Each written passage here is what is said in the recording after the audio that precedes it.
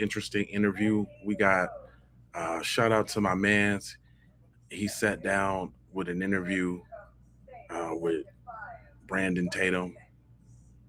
Elliott Connie is his name.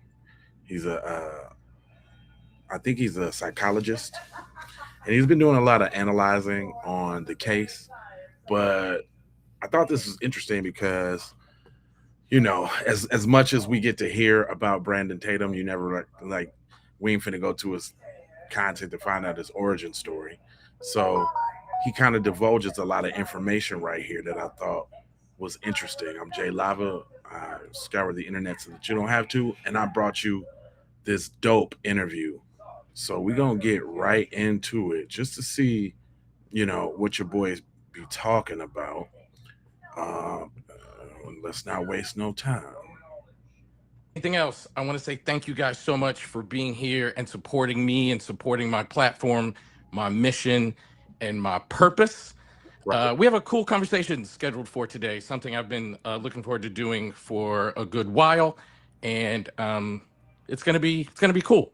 We're gonna have a good talk and hopefully get some things out in the open in a way that is positive and productive. But before we get to that, I need everybody to do me a favor. One of the best ways you can support people like myself is to simply subscribe. So if you're watching on YouTube, hit that subscribe button.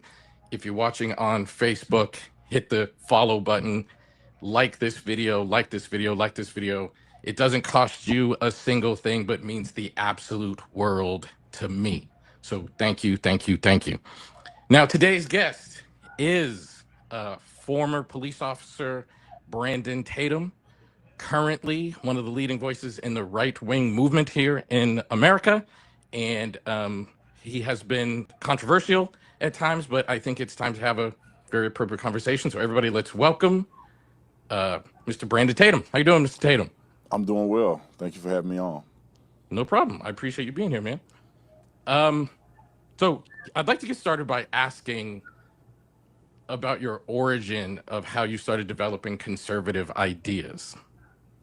Yeah, I think that's a good starting point. I grew Excellent. up in an all black neighborhood.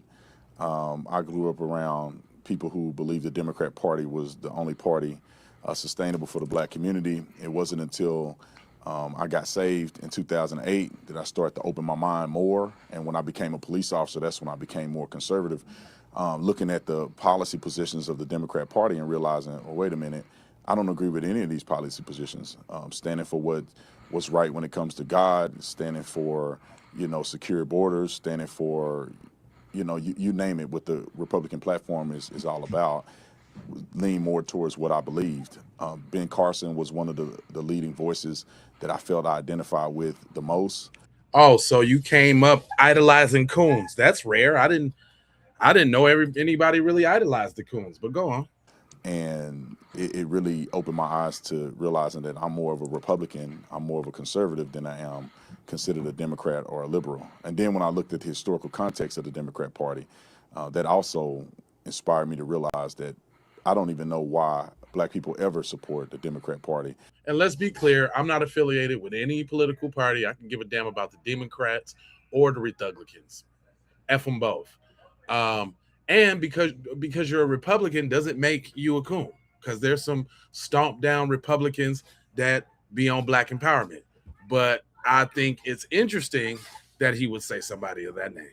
When you look at the history of it, the history back in slavery, the non-support or the fickle support of black people, 13th, 14th, 15th Amendment, you go to the Civil Rights Movement, you name it.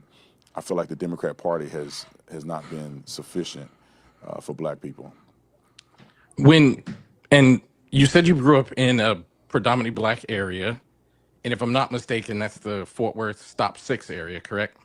Well, I grew up in multiple areas. I went to school at Dunbar High School, Paul Laurence Yeah. Dunbar, named after the famous black poet Paul Laurence Dunbar. But I went to Yeah. Paul Laurence Dunbar High School, which was right in Stop Six. We lived in Eastwood, which was down the street with my grandma for a couple years. And it wasn't that we needed to; we had to. My daddy was in my life. My mama was good. Like we weren't poor or anything. It just so happened that we lived in those areas. One reason I went to Dunbar was because we wanted to excel in sports, and so we end up transferring from Crowley to Dunbar. So yeah, I was living in a lot of different areas, man. We lived in middle class areas, we lived in poor areas. I had a very diverse upbringing.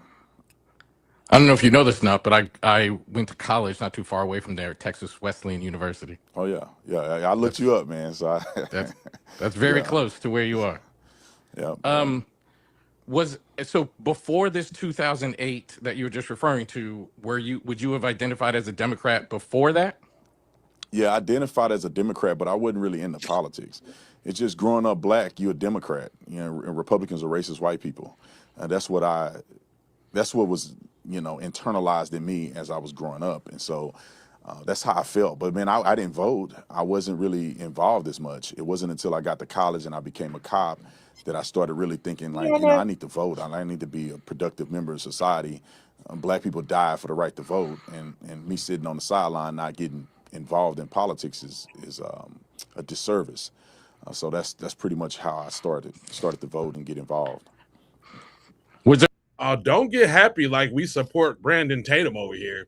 I just wanted to see what the coon origin story was of this dude. Don't get happy. a particular moment, or was it an evolution where you were just like the Republican ideals seem to be more in line with me and who I am? Well, it was an evolution because I grew up, and I would say when I was growing up, I was racist. I didn't really like white people like that. We never was around white people, and I had a very negative connotation. I didn't like police officers. First time I got an interaction with a police officer, I was 8. I got arrested for smoking weed in a vacant house with my cousins, and As an so 8-year-old? 8-year-old, yeah, I stopped smoking weed when I was 8, actually, but What are your whoa whoa because whoa whoa whoa? When did you start? probably around when I was 6, 7, smoking weed with my Wow. cousin. Nigga, how was you smoking weed at 8? All right. And All right. So you stop at 8. Okay. because I got arrested and we went to juvenile. We didn't spend a lot of time in there, but we ended up getting arrested, went to juvenile detention. We stayed there for the majority of the day. My daddy came in there like he was in the WWE saying he's going to kill us and everything. And that changed my life. It's a whole story around that because, anyway, moving forward. So I grew up with that perspective. And when I left high school, went to college, I had an opportunity to be around white people in real life. And I realized that, wait a minute, I don't think white people are as racist or as punitive towards black people. It appears to me when I was in college, they didn't even care. It was a non-starter of racism when I went to the University of Arizona. It was nothing there. And so I began to realize, whoa, the world is bigger. Things are much different. I've been in an isolated box being taught something that I think is not really reality. And I got saved, and then I quit worrying about race. Race became irrelevant when I got saved. When I gave my life to Christ, I don't only look at people based on the color of their skin. I look at people based on their character. I look at people based on who they are, who they. And see, it's people like him that give religion a bad name. It's people like him that if this is what the result of you getting saved do, you getting saved a bad name, brother. You're giving saved a bad name. And I know it's a lot of people who saved who don't think like that. But you're giving it a bad name, brother. Present themselves to be. I believe that we're all God's children and that the color of your skin is irrelevant. And so moving from that point, I get to policing. And then a lot of times the guys that on the police department, they challenge me. They like, hey, do you believe in that? I'm like, no, I don't believe in that. I don't believe in this LGBTQ movement. I don't mind people doing what they want to do with their own time with who they love. But the movement, I don't agree with that. I don't agree with pushing it on people, different things like that. I believe in lower taxes. I believe in, that we were founded on Judeo-Christian values in this nation and that we are a Christian nation that's very tolerable to other religions and perspectives, but we are a Christian nation. All of our founders were believers. Most of our founders were avid believers. Most of our early scientists were believers. So I understood the perspective. I studied Africana studies in college, Black history. Was that your major? That was my minor. I had a thematic minor. So I was studying Africana studies as my minor, but I happened to need 2 classes. So I had to throw sign language in another class in and create a thematic minor. So Gotcha. my minor ended up being thematic, but majority of my minor was Africana studies. And where'd you So go to college? University of Arizona. Gotcha. Okay. Okay. So I hope I'm not getting off topic. That's kind of where it led, No. and then being challenged on the police department by some of my friends, and I'm like, I don't believe in that. They're like, well, that's what the Democrats believe. And then for the first time in my life, I actually look at what the Republicans believe, because I never even considered them. They were racist white people to me. Then I started looking at the platform. I went to a Trump rally, and not because I supported him, because I wanted to hear what he had to say. I really supported Ben Carson, and then I realized I do agree with these things. I do agree. Right. I love my country and all these other things. And I'm like, I believe I'm more Republican. Got you. And so before that, you were just Democrat by default. This is what I grew up around. Yeah. I didn't really explore anything else. I was just birthed into this. Here I am Yeah. as a Democrat. Yep. Um. Okay. So recently, I've become aware of your work, and I wasn't really aware of you up until recently, and have been following you and paying attention to some of the things you've been saying, posting, et cetera, et cetera. And there are a few questions that I'd like to ask you about some of the messages you have. Now, I want to be very, very clear. I do not agree with a lot of the things that you say. But Thank you. in my opinion, that's perfectly fine. People can disagree. You're allowed to have whatever opinion you'd like to have. I'm allowed to have whatever opinion I'd like to have. But I'm a psychotherapist, and I've been a psychotherapist for 20 years. So I hear things through a very particular lens as a result of being a psychotherapist and the experiences I've had through those 20 years. And that has led me to want to ask you a few questions about some of this content. Are you okay with that? 100%. Okay. Because one of the things I'd like to start with, are you familiar with the term naive reality? I can deduce what it means, but I'm not familiar with that specific term scientifically. Well, so I want to use the term clinically. Like some of the terms that we use, I want to use the term clinically, and it's the psychological phenomenon when people believe their own perception of reality is the only objective one. So when I watch you, and particularly on like the Jubilee interview, for example, and someone gives you data, you often respond with your own subjective reality. And it made me want to ask you, what do you think of the idea of of the idea of the concept naive reality? Now, naive reality, I don't mean to call you naive, like that's why I want to be clear. I'm using the clinical label, like that's the word that Yeah, we yeah, use. I get it. I don't agree that I live in that reality. I think I'm pretty practical. When someone's giving me statistical data points that's unverified, I can't just run with it just because they said it. And if you look at some of the Jubilee footage, people were claiming all kind of things and they got fact checked and they were wrong. Some of the things that they said about Booker T. Washington, the guy who said he was an educator, and it lied about, flat out lied or had not as he mixed up statements from Booker T. Washington book Up from Slavery, and then he goes and says it, and I can't go and verify it on the spot. And when others bring up statistical data points from studies that I haven't been able to verify, it's impossible for me to go and make an argument about something that's unverifiable. And I think that you would know in any argument that you would make or any discussion that you would have. Only reason we watching this because I know this man is very intelligent and he knows the clinical terms to break down all of the tactics in which this guy moves. So I just want to see, one, how is he going to stand up to somebody speaking intelligently to him, and two, to kind of get more insight on where all this goddamn cooning come from. If I come up and give something that you can't validate or verify, you either concede to it or you say, look, I object to the premise. I have education that leads me to believe certain things that's counter to things that was presented during the show, and I expressed that. I don't think that my reality is the only reality. I know a lot of people. I got a lot of friends that don't agree with me. People forget I'm still black. My whole family is black. Yeah. What? And we don't always agree. We have spirited discussions on certain things. I don't think my dad agreed with some of the things that I say. I think he agreed with most of it, but we have spirited discussions on this. I don't live in an echo chamber where I'm the only one that has have a reality that everybody has to bow down to. And so I just disagree And I think it's fine for us to disagree. The problem that I do have is when people say that somehow I'm not black because we have a difference of agreement, or somehow That's not why we say I that. can't handle the truth, or I hate my own Yeah. skin and I'm gonna sell out Uncle Tom bootlicker You know what because I they have a why we difference of say that. opinion. No, that's In not it. reality, a lot of black people have a difference of opinion. We're not all monolith. We're monolithic. No, no, sir. I'm not finna sit up here and let you do that real quick. It's not because you have a difference of opinion. Oh no. It's because your unwillingness to put on your cape and stand in front of any harm, any words, any phrase, any thoughts directed towards your YT mommy and daddy. That's why. Because you're a low down little bootlicker. That's why. That's why. It's not because you think differently. It's because you will deny your own dignity to apologize for them folks. And that's what makes you a coward. But go on.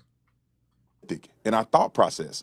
You know, I think Thomas Sowell has a very different perspective Oh, than other now he's quoting Thomas Sowell, another known coon. economists who are black. You know, we go down the list. You know, our current, and I would say one of the most honorable Supreme Court justices, Clarence Thomas. I bet him and Thurgood Marshall have a difference of opinion. I don't think either one of them are invalidated because of their opinions. And so that's the point that I have I have contention with. A lot of things that I said on there was based on evidence, based on research, and based on my own lived experience. So you said earlier that when someone presents, Wait a minute, real quick, before I go on. You know I don't give a damn about you calling me racist. I don't care. I know you twisted and manipulating the word anyway, but I don't care. Guess what? You over here for it. That's why I poured on so thick. Cause I know you secretly like it. You like to be talked to bad, don't you?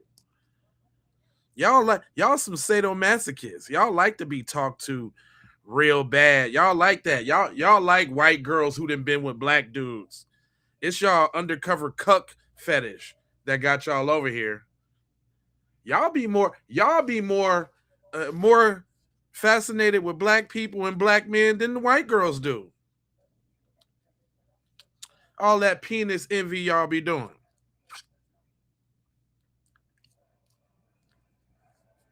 So I don't care what you think, because what you think I'm racist? Okay. I'm all that times 10. It's the Black Fox News, nigga. Yeah. I'm all that.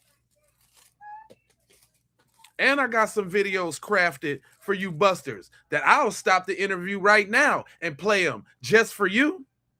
Because I'm petty like that. Because I don't give a damn. You know what? How about we have a let's talk about white people real quick. y'all want to talk about white people? I want to talk about white people now. See, you done messed up, boy. You done messed up. Now I want to talk about white people. Now I want to talk about the ills in your community, since y'all don't want to bring them up. Right? Since y'all don't want to bring them up, since y'all over here in my chat talking to us, listening to us, watching the interview, let's talk about y'all now. Yeah. Let's check. Let's switch gears here. Yeah. Let's do that. How about we switch gears? Let me find one of my finely crafted videos to tell y'all what I need to tell y'all, because you know I always incorporate yo folks to do it, right? It don't even be right unless I have yo folks do it. You know what I'm saying? Let me see who I got here. Let me see what I got for you, because I can't stand y'all. All right, let's talk about privilege. Let's talk about the privilege of y'all over here thinking that what y'all saying really matters to us. You want to talk about that?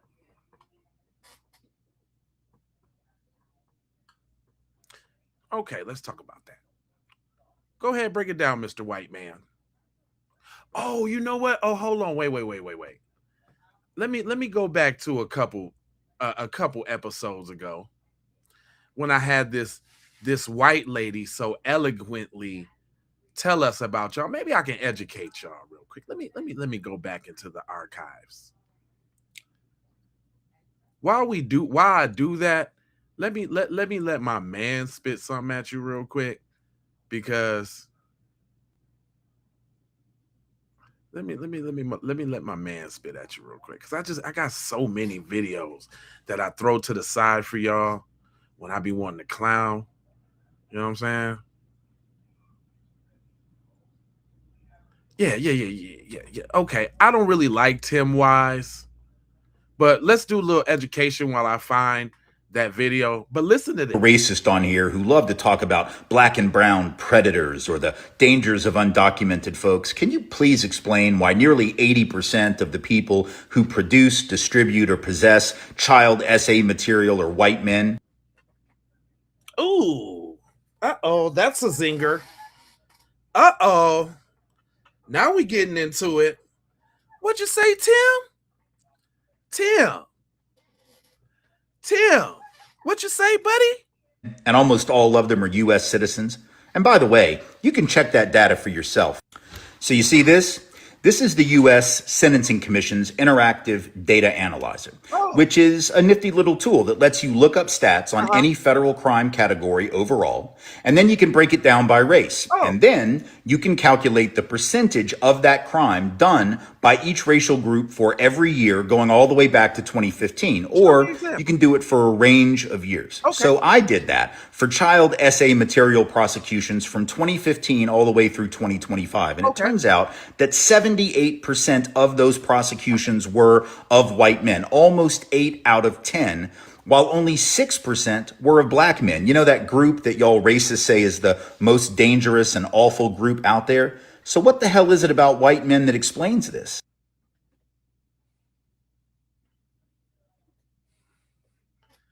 Hello, I don't see y'all Twitter fingers. I seen about 50 to 75 people left. I seen like 50 to 75 people left. Y'all still hanging on? Y'all want to hear some more? Can y'all explain that? Come on, where the typing at? Let me see all the typity types. Huh? Can y'all explain that? I mean, after all, for other crimes, everybody's got a theory to explain it, right? For typical street-level violent or property crimes, both the left and the right have theories. We on the left say socioeconomic factors can explain them. The right says it's culture, maybe even biology. But my point is, everybody has a theory. And yet, when it's white dudes that predominate disproportionately in some category of misdeeds like child essay material or child sexual exploitation, also about 71% of those are white folks, according to a DOJ report released in January of this year, or spree killing or mass school shooting, suddenly nobody has an analysis at all. Apparently, we just treat that shit like some inexplicable individual pathology. No, it's in the culture. No. Albino snow roaches who touch children, it's in the culture. It's in the culture. They can't keep their hands off them cheering. It's in the culture. It's in the culture. No, I can explain it. It's in the culture. Yeah, it's in the culture. Go ahead, Mr. Wise, tell them some more. We write it off to mental illness or video games or some shit. Nah, they ain't crazy. They know what it is when they thought about, or on their way about to go take their whole family out. They know that. That's why they over here in my chat right now, testing it out, growing some nuts so they can build up the momentum to go take mom and dad out. What, they ain't let you play with your Nintendo DS, fam? So they gotta go? Oh, they gotta go, fam. See, that's what's wrong with y'all. That's what's wrong with y'all. That's what's wrong with you. It starts in the home. See, y'all don't even respect your parents. You argue to your parents. Shut up, mom. This is my space. Jeez Louise. That's what's wrong with y'all. Y'all ain't got no respect for your parents, and your parents don't respect you because they keep teaching y'all to be hateful little dweebs, and y'all dare not go say it to a black person face. So then what y'all end up doing? Taking your family out and everybody around you. How sickening is that? How sickening is that, y'all?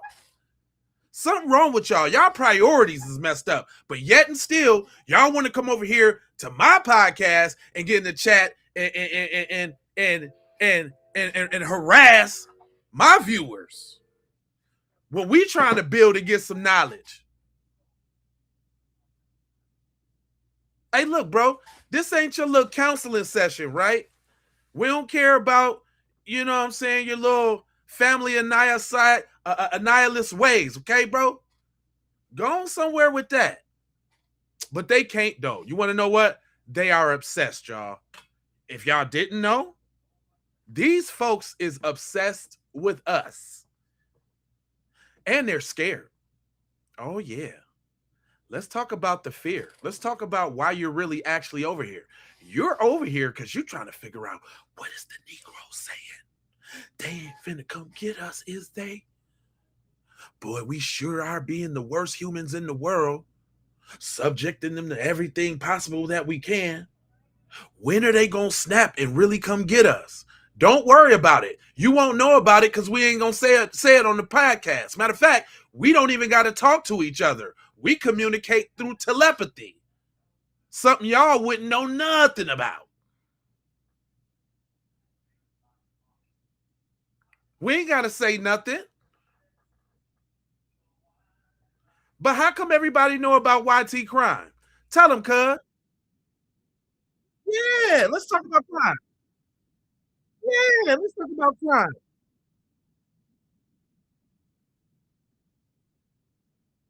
Oh, you want to talk about crime? We want to talk about crime. You want to talk about mothers. Oh, you want to talk about mothers. Everybody worried about brown people, gay people, trans people. Let me tell you who you should be worried about. I got my notes right here. 42% of murders, white people. 55% of burglars, white men. 50 to 56% of kidnappers, white. 55 to 60% of assaults are committed by white men. 55% of child sex abuse cases are against white men. 52 to 55% of hate crimes, white people. 91% of family annihilation, 91%, white men. 55 to 60% of assaults are committed by white men. 72% of all rape arrests are white people, and 57% of sexual assaults are committed by white men. 62% of school and mass shooters, white men. Come on now. Caucasian males. Caucasian men. The only statistics that they don't lead in, you know what they are? What? Exonerations and wrongful convictions. You know why? Because we do.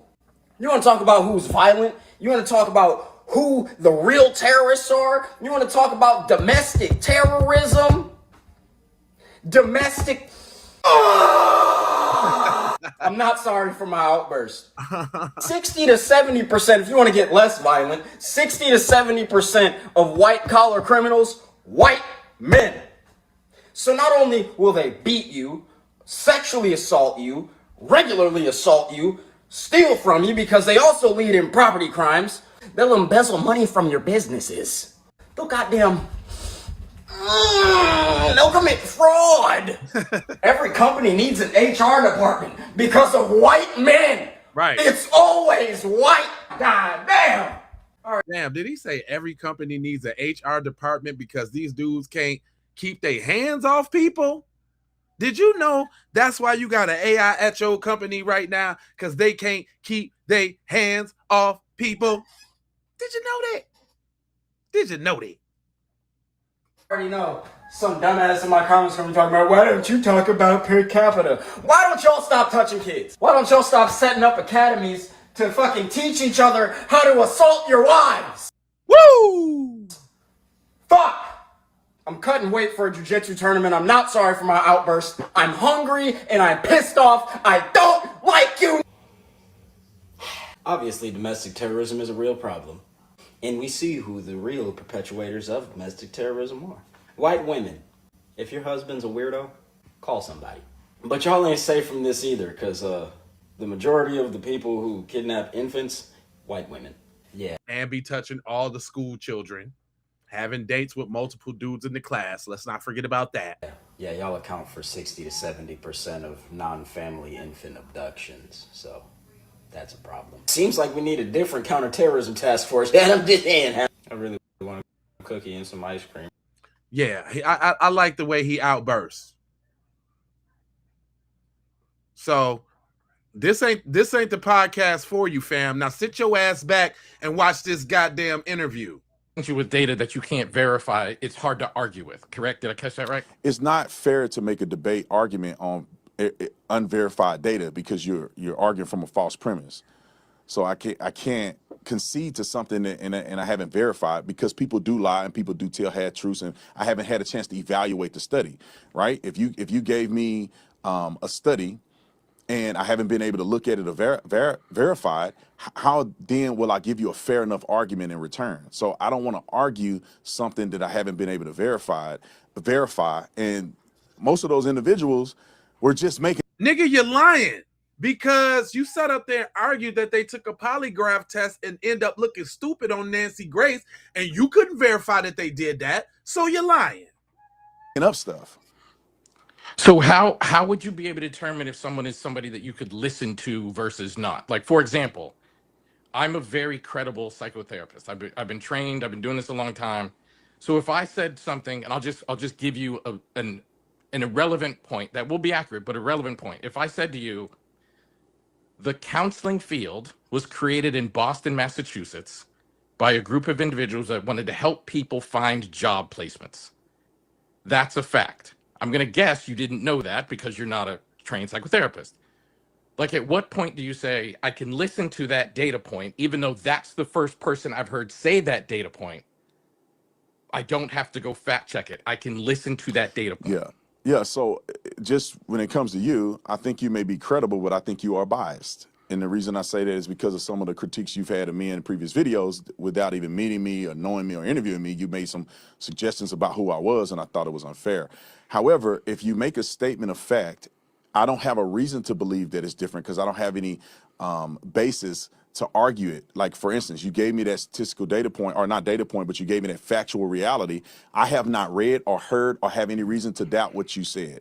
Now, if you said that counseling and therapy was generated to make sure black people will never make it in life, then we're going to have an argument about it, or a conversation about it, because that does not seem to be practical in reality, and I've never heard it, and I've never heard anybody argue that.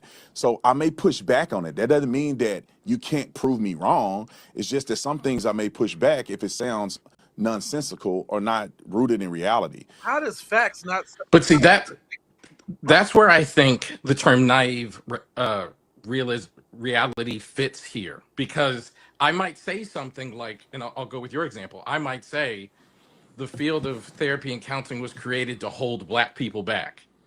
And you might say, that seems nonsensical to me, without acknowledging my expertise for being in that space. Well, like, I am in a position to say that as a fact, Exactly. even if it seems contrarian to what you would have thought.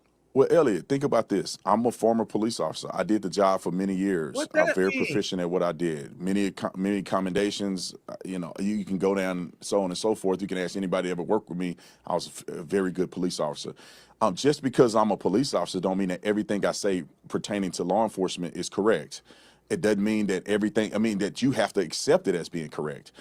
Maybe I'm wrong about some things. I'm open to that. But just because I have credentials in the field, it doesn't mean that you have to concede to everything that I say.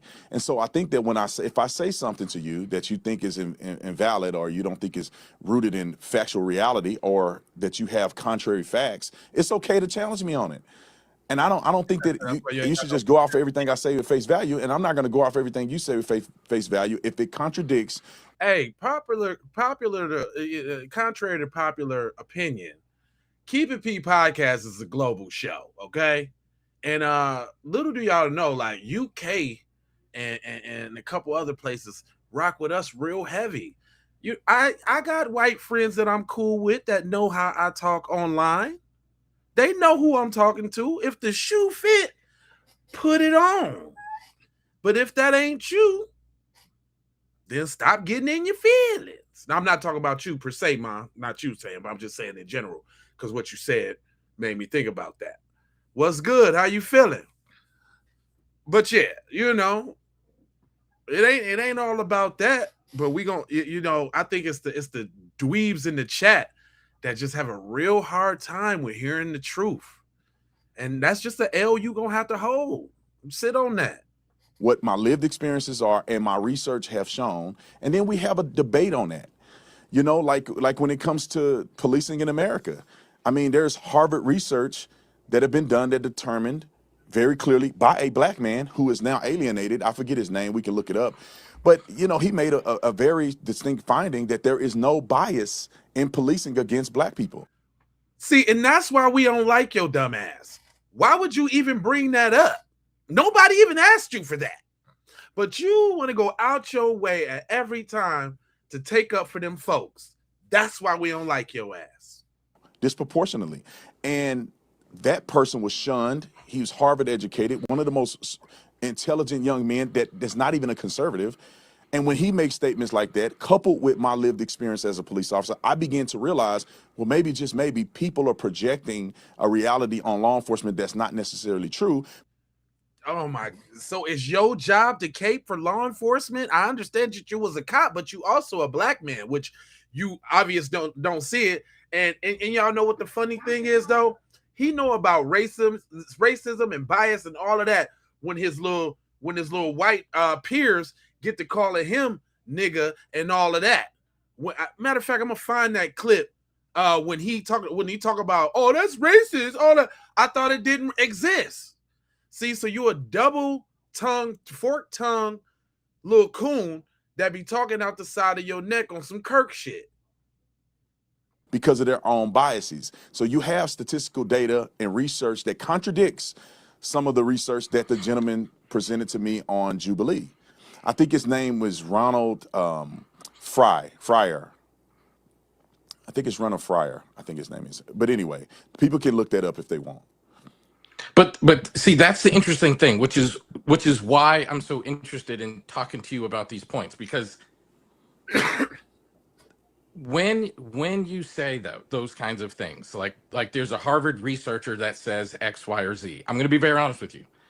I did a year, because you're familiar with this area. I did a year working with and training and riding out with the Arlington Police Department as a clinician, teaching them how to talk to, you're probably familiar with the Victims Assistance Unit.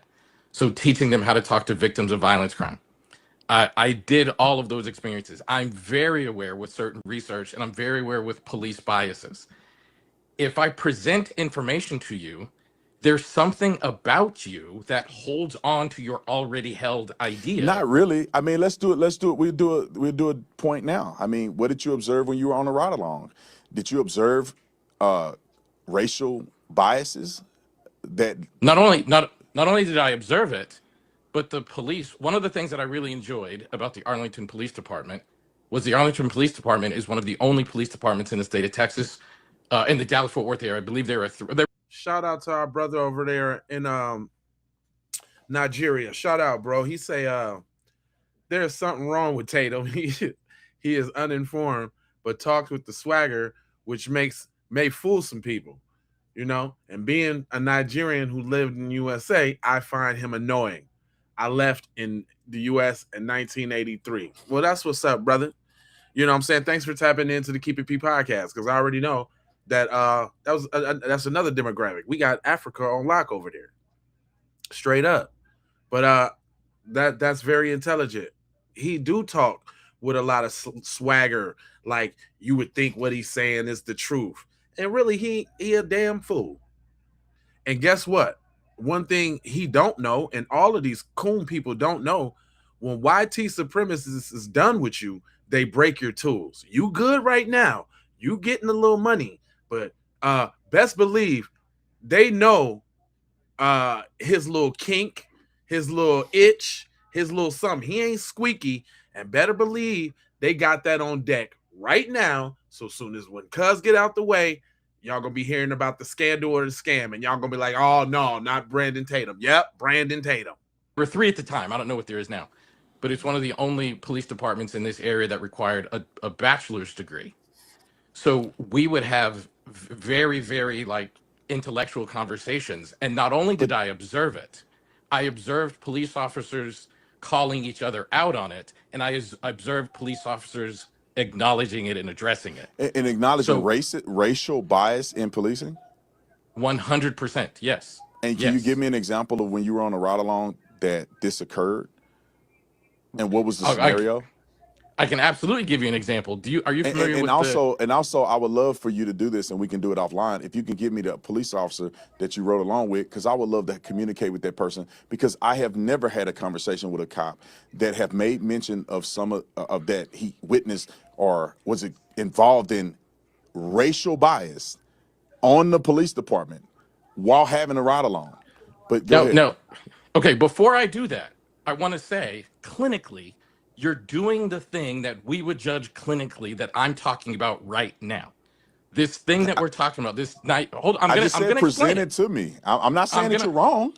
No, I got you. I'm gonna explain exactly what I mean in a minute. That's Is why it I'm is it happy but to do but this. but Elliot, is it unfair for me to say I have never heard of this? Can you please give me the example that you presented? I never said you were wrong. I just said I wanted to hear the example. I'm gonna explain the concept, and then Okay. I'm gonna 100% respond to your question. Right. Okay.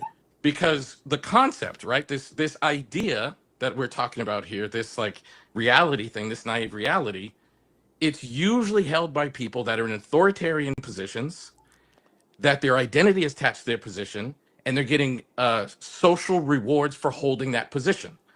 When that happens, hold on, I'm going to make this point and then we're going to respond to you. When that happens, your brain, not you, Brandon, but like the human brain, experiences a threat. They experience like the conflict to my previously held idea, not as a new idea. They experience that new idea as an existential threat. Because if I accept that thing to be true, then a lot of my other arguments fall apart. But Right. Elliot, can I Now, interject? No, I shut think up you're and just listen alluding that this is sometimes. me. I Damn. don't have an attachment. I'm not a police officer anymore. I no, am an you're not. entrepreneur. So You I you are don't have an absolutely an entrepreneur. attachment. If a cop is wrong, they wrong. It doesn't hurt me if a cop is wrong and go to jail for racial biases.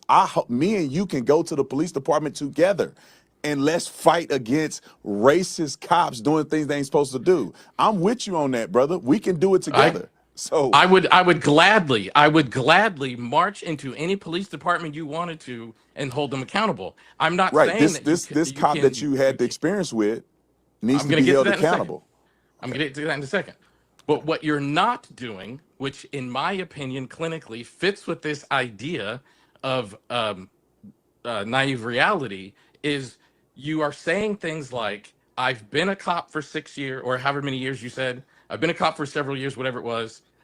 I have never seen or heard about racial bias showing up in policing when there is I a said, significant but what documented you're history of saying, this. I'm telling you what my experience is, and you said you have an example of this. I just want you to present the example to me. I'm not saying that it don't exist. I told you So what my experiences are, and you have an experience different than mine, and I'm asking you to present the experience to me so I can learn. So I'm going to present the Okay. experience, and then I want to see what happens to your ability to digest this reality. Okay. Are you familiar? So I remember one of the officers' name actually, even though this was like 20. This was the very beginning of my career. This was about 20 years ago, but I remember one of the officers' names because he ended up getting very famous doing something else. So are you Something familiar with the name? nefarious? No. Are you familiar with the name Ronnie Coleman? Yeah, Ronnie Coleman, bodybuilder. The greatest Bodybuilder. bodybuilder. The greatest bodybuilder of all time. I'm familiar with him as a bodybuilder, but I met him as a police officer. Did you know he was a police officer at the Arlington Police Yes. Department? Yes. I was doing a ride along with a veteran police officer, and we had to go. So my job was to go with the police on scene when there was a violent potential crime, which is a violent crime scene anywhere. And most people don't know this, so I'll go ahead and say this. About 90 to 95% of police calls are domestic violence. So it was just constant violent domestic violence. This one particular call was somebody took their life, and we had to go talk to the people that were in the setting where it happened. I was with a veteran police officer, white guy, when we went out and did it. When we got onto the scene, there was a newer rookie white guy, police officer, that was talking very, very aggressively and disrespectfully to kids in the area who happened to be all black. Well, wait a They minute. actually, Do you Shut think that up and he let was the man talking to them talk. because they were God black, damn. or they just happened to be black? I'm getting there. Okay. When we showed up, the veteran white police officer and myself showed up. He reprimanded this officer and talked to him about, you were only talking to those kids in that way due to your own biases, and they had a lengthy conversation about it. The very next day, when they had the roll call at the police department, they involved Ronnie Coleman. Those of you who might be listening who don't know Ronnie Coleman is black. They involved Ronnie Coleman, and they all had a conversation with this officer, who then acknowledged that his previous experiences have caused a bias to lead to him conversating with those kids in that way. So that is a clear, concrete example where it happened. The very thing you're saying doesn't happen No, I happened. didn't. I didn't say it does not happen. I said I have You- never had the experience with somebody telling me that or experiencing it myself. It can happen. Now, here's the thing. Man, This you would ain't probably man. shock your Shut mind. up. I don't think that policing is without fault. I know that there's Talking people who are on the about, police man. department that are racist. I've never experienced it. I know there's people who are insensitive to race. I know that there's people who are dirtbags. I work with some of them that were dirtbags and they got fired, and nobody hates them more than other police officers. So I'm not here telling you that there's no such thing as racism. I'm just saying it's so infrequent that I have never experienced it. But you have your experiences. He was reprimanded by another white officer, and his behavior changed. So what that tells I me, didn't say his behavior changed. I did not say his behavior changed. well, if his behavior didn't change, then he shouldn't be a police officer anymore, correct? He might not be. I No, was no. only there for a year. Well, we need to find out, because if somehow he was, see, here's the thing that I think is pertinent to digest as well, is a person can have an opinion about the way you treat another person and project that it's race related, and when it's not. He said that he felt his previous behaviors were wrong in the way he treated the young people, correct? When Ronnie Coleman showed up to the meeting. So that means that he acknowledged he was wrong. The other officer called him out when he saw it happen. That means that if his behavior continues that way, he should not be a police officer anymore. I agree with you. And if this, and what I'm saying is that you're showing me and you explain to me a check and balance that happened in real time, meaning that Correct. unchecked behavior is not something that's prevalent. If most officers do not partake in racial biases towards people, it makes officers sick to their stomach, and they hate it with a passion. So therefore, when you see an officer see another officer do something incorrect to people in the community, they will get on there fast, and it But you're happens. And what I'm telling you is that you can say that there's things that occur. I agree with you, but that you just showed me an example of Tatum how don't know most when. officers are unaccepting to stuff like that. Racial bias in policing is unacceptable to most officers. okay. I want to be very, very clear about this point. After I presented you a concrete example, you softened your position, which is I fine. didn't soften my position. I never had But a then- position Shut up, that nigga. somehow You you were literally wrong. said, Damn. okay, fine. Okay. We can go back and watch the replay. But my follow-up question to this is, I am one person with my own subjective experience. You asked me to give you a concrete example. I gave you one. You have your own subjective experience where you're saying, I was a police officer for this amount of time. I never saw it. And then you're making a very bold claim saying, I think most officers are disgusted by this and most officers are good officers. Like what would someone have to present to you to say, wow, racial bias in policing is actually a bigger issue than I previously thought? Because there is data to that I'm end. telling you, I'm not saying that racial bias is not in policing.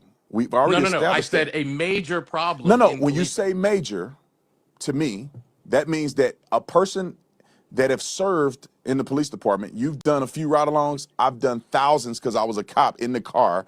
I dealt with people on a daily basis. I'm talking about hundreds of arrests, thousands of traffic stops, and you name it. I've had so much experience, and I know a lot of officers.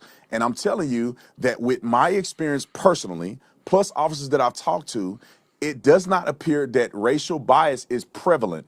You, as a clinician, just gave an example, and the example you chose was that you encountered a rookie officer who doesn't have a lot of experience getting chastised by another officer who were both white because he was inappropriate in the way he treated young black men or young black kids on a call. Kids. So I'm telling you my experience, and even in your experience, it validates what I'm saying. It's so not prevalent that you can't even witness it happen without somebody checking them over it. And therefore, That's not what I said. You asked me for one example. I gave you an example. but the example you gave me, to me, I'm assuming that you would give me a pretty prominent, egregious example. But even an example that you gave me, you're alluding to the fact that he was chastised by another senior officer who was white, not a black He was man. called out for sure. He was called out by a white man. And that's why I'm saying most cops are not in the business of being racist. And when we see our officers doing things they shouldn't do, majority of the cops will call people out on this. It's not acceptable in policing for you to be racist towards people. It's not acceptable. Now, there are people that do it, but that's not acceptable. It's not like your chief is going to watch you do something racist and go, yeah, that's totally fine. This dude is acting like the origin of the police is not the slave patrol. Boy, if you don't get out of here and go sit down somewhere and take a huge nap off a bridge. Police started from slave catchers, my guy. What are you talking about? So in its inception, it is inherently biased against black people. What are you talking about?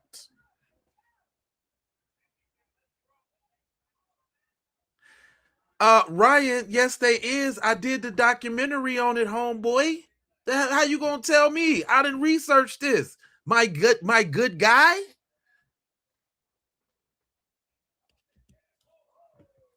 My good brethren. You can't tell me about that.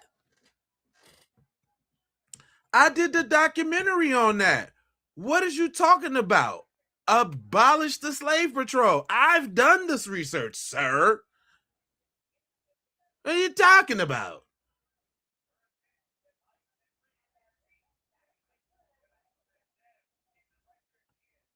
So quit the shenanigans, bro. He lying. Fine. No, the community is not accepting it. Other black officers won't accept it, and good white officers will not accept it in policing. So it's rare. But here's my statement. It's according to data, according to research, it's not rare. I can give research you that I just explained to you from Fryer, from Harvard, a Harvard professor who did a research document and posted that his findings, and they didn't even want him to present his findings, and they hated him over it. That his findings were that there is no biases when you look at the numbers against blacks in policing. I'm gonna post when we post this video. I'm gonna post more research, and my question to you is, will you observe and attend to research that is not a part of your or my subjective experience? Oh, yeah, that's a good question. But if I'm racist, you're dumb because you're over here in my chat. You love this racism, don't you? Don't you? You love it. Ryan's one of them dudes. You gotta watch out for them type of dudes. They secretly like men's. He probably one of them jackass. You know, y'all know that movie Jackass with them white boys that be doing crazy stunts with sticking stuff up their butt. That's Ryan. What's up, Nia? What you talking about? Hey, boy, you better talk to somebody who ain't did the research, fool. 100%. I wrote a book on this stuff. Let me give you a couple examples. Do you think that No. Wait. Chauvin? Okay. I want to hear your example I mean, and this is his tactic too. He got diarrhea of the mouth. He just get to talking and not saying nothing. I'm glad I get to see this interview because I wanted to see how he was gonna act, you know what I'm saying, with the black dude. He was on there with Stephen A. Smith, and Stephen A. Smith was breaking him down. He's not as strong as he's not, he has the intelligence and the tact, but he don't got the oratorial assertiveness. You know what I'm saying? To really get at Tatum like he need. Because everything that he said, I wouldn't even argue with Tatum. I wouldn't even debate him because he's not even gonna. It's not gonna be the evil playing field. Ain't gonna be facts. He gonna think he gonna out talk you with coon shit. But anyway, let him go ahead. I want to hear your response clearly. Will you accept data that is beyond just subjective experience and is developed by people that research this? I just told you that the Harvard professor had his data. I accept all data. Okay, but I'm articulating to you that there's counter data to saying that there's implicit bias in policing, to a large degree, racism against blacks. That's what I'm saying. We dropped that, fam, and here you go, right back at it. Just to let you know now that police don't be mean to black people. Police don't be mean to black people. What are you talking, man? This is cringe, but I believe in getting knowledge from the other side, y'all. That's the reason why I do this. Sometimes you gotta hear what your opposition be on. This how you get stronger. This how you build up a defense. You gotta hear these dumbass arguments and then learn how to tear them down. You see what I'm saying? I just showed you there's counter data. I accept everybody's data. But why are you giving more weight? Why are you giving this? Because this speaks to the very bias I'm talking about. You're giving more weight to this study versus the contrarian ideas. No. There's a study, right? There's a study that I observed. There's two studies. There's the pro and against. And then I have to go off my own experience. So no, based on that's not how learning happens. Right? No. If you got a study, right? You have a study. Just give both of them credit to say they both are correct subjectively. They both have a subjective perspective here. Both of them are correct. Now, I can't. How am I going to choose who's right and who's wrong in this? It has to go down to what are my experiences, and does my experiences as a law enforcement officer and all of the officers that I know match one of these experiences? Boy, gosh darn well, it wasn't no precinct you wasn't in where they wasn't putting bananas in your locker, stringing up the nooses, saying the N-word jokes, and you was cool with it. You was all good. I know you was, because you like, them ain't me. When they say they got a black friend, it's this guy. When they say got a black friend, I got a black. What you mean? I got a black friend. I love my black friend. It's niggas like him. That's not accurate. Not unless you're saying one is right and one is wrong. That is not accurate. Are you saying that the Harvard study is wrong? That is not what I'm saying. Okay, then we're assuming, I'm conceding that both of them are subjectively correct. And whatever research you got to let me explain how research is consumed. Research is absolutely not one is right and one is wrong. That's not how research is consumed. Exactly. Subjective, because they have subjective truths. No, let me explain, because I'm trying to explain. Did this let me just go ahead and let that. You how research is consumed, because it's not a matter of one research study being right and one research study being wrong. There are many factors in the research study, meaning what kind of study was it? Was it a double-blind research study, which is the gold standard? Was it a meta-analysis, which compares all kinds of research? How many subjects were in that research? Research is weighted, so it's not just like one is right and one is wrong. No. You can absolutely have two studies saying contrarian things, but one of them did far more rigorous things to get their response, and that matters. Yeah, but you can also, and I agree with you, research can be wrong too. People can have malicious reasons to do research and have imperfect findings because they've intended it to be that way. I'm conceding to the fact that both of these research data points are objectively are in good faith presented to the public. What I'm telling you is that you ask me, why do I lean more towards one than the other? I'm conceding Correct. that they both are fair, but then I have to go off of my lived experience. Let me give you an example. If you being a clinician doing your job for 20 plus years, you have a study that says that black people are not treated poorly whatsoever in your field, and you have one that says black people are treated imperfectly all the time, more consistently. You give them both fair weight as if these are good faith attempts to present information. You have to then rely on your personal experience to say That is, you which keep one saying that. That is not weighs accurate. more. I That is mean, not I think accurate. that's the way people. You can't, like, Well, for I'm going to instance. tell you. I'm going to tell you. For Look, I'm instance, going to tell I you. have never experienced racial encounters on the police department ever by any of the officers. Most of the officers that I know that work in primarily black neighborhoods on the Georgia police officers. I mean, I actually mentored one of them. They are saying the same thing. And the lie detector determined that was a lie. You was a police officer in Georgia and you never experienced racism. This dude is hardcore, stone cold, all the way in the sunkenness of sunken places.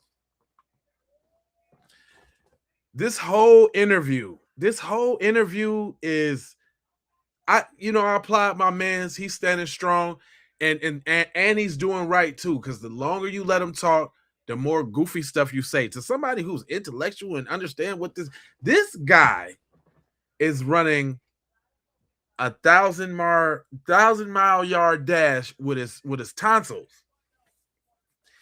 He ain't saying nothing though. He got a pattern too.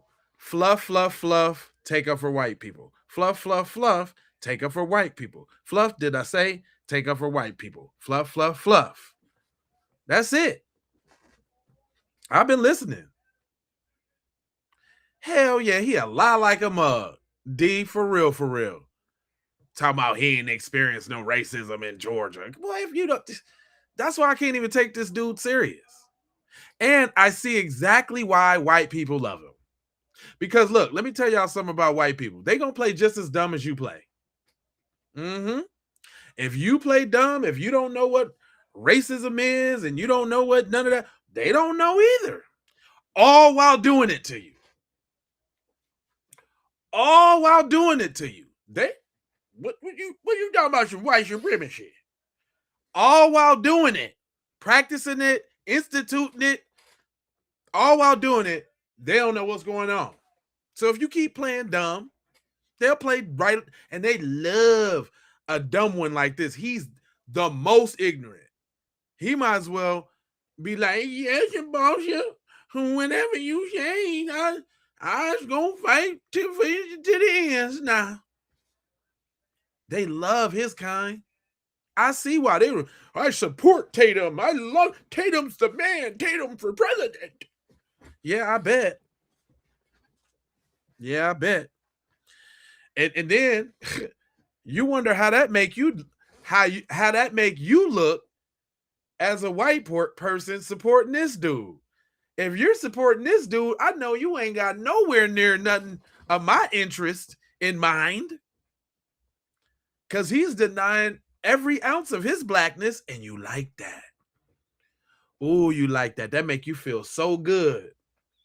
That's right. He don't talk about no color. He don't do nothing like that. I likes me some Tatum. That's my boy now. I don't know about all the other blacks, but I like Tatum. That's y'all boy, huh? Little busters. Dude, majority of our encounters are not racist encounters. My white colleagues are not racist against black people. It's a rare thing to happen. So all of the people, I just don't understand, man. This boy is trained, man, to have testicles in his jawline. He cannot spit the nuts out. He had them surgically sewed to his jawline. He just walked around with a big nut in his mouth. It's just he's a buster, man. on every turn. Who I know, all of the experience I have, when I look at the two data points, objectively, I'm saying that I believe in the Harvard study, a professor who did an incredible study, who balanced and weighed all of the data. I'm saying that I lean more towards believing what he's saying because that's I'm gonna, also my experience. due to time, I have one more one more question I'm going to ask you. So we're going to move on to a different subject. But I Okay. am going to make this point about research. I am a consumer and producer of research. My Both. entire field is based upon evidence-based research. I have to read it constantly to do my work. So Exactly. if I read a study that says something like a particular therapeutic intervention is useful, and then another study that says that same particular therapeutic intervention is not useful, you are making the argument that I have to go on my own lived experience. But Okay. that is not true. That hold on, I'm making a point, and then we're Okay. moving on to the next topic. Okay. You're making the argument that now I have two contrarian but credible research studies saying different things. Exactly. So now I have to rely on my own personal experience. And the truth is, I have to go into the study and say, how many subjects did they have? What kind of research was it? We're not to that point. I'm not saying an Yeah, we is illegitimate to study. that I'm saying point, two man. legitimate studies from I'm not different saying perspectives. I'm saying in your legitimate studies clinical still have different levels. Do you in know what your a in power your ranking is? but Legitimate studies have power rankings. So we yes, know but you do based not know. See, he don't want see Brandon Tatum. He don't want to stay on subject. Cuz is trying to pin him down to stay on the subject. Now watch him go all off into the price of tea of China and all type of other shenanigans. If the study that I'm referring to, the Harvard study, is more powerful or less powerful than the one that you've presented. So what I'm saying is let's just give both so of them you don't equal know weight. that the study you don't but that's not how that works. You don't know You are the other conceding. studies Well, power go. rankings either. Let's do this. Let's both evaluate both of them. Then we'll come back and say which one is imperfect or not. 100%. But this is what I'm saying. You can say It's not about And he's getting tricked by this nigga's body language. If y'all ain't peeped by now, he puts his hands up like stop talking. That's another way he bullies in conversation too. Over camera. If y'all see, that's a tactic. I don't know if anybody peeped that, but he always putting his hands up like stop when he stopped talking. That's why he do that. And to the untrained eye, that's intimidating because your eyes is you trying to connect with the person that you're looking at on camera, and when you're looking and you're talking, but all you see subliminally is stop, so he can take over the conversation. Come on now. imperfect. if a It's person about say who was more rigorous in if their a person study. say that you're interviewing a person in this environment is not Thank you for conducive the for the jewels. best interview Enema. for therapists, and you're saying, and another study says no, you can't interview a person in this environment, and you go, well, I get what they're both are saying. They both have credible research that they've done, but my experience is that when I interview people in this environment, I get good results. Like when people say, should you medicate a person with Percocet or should you medicate a person with this? There's holistic approaches and then there's medical approaches. You at some point you have to say, based on my information that I have derived from doing this for 20 years, this works, although this study is claiming that it does not work. That's a That is fair assessment. that is This boy went off the deep end to the pool of nowhere. He is exhausting to listen to. not a fair assessment. And You are you using the got word people, objective, but then you have demonstrating people that bias. say, you have people that say that See, look, he just did it if again. you, Dude, how do you well, keep letting him do that to you? Look, that's a That is- fair assessment. look. That is not a fair assessment. You are using the got word people, objective, but then you have demonstrating people bias. that say, you have people that say that He put his hand out all up on the camera. He is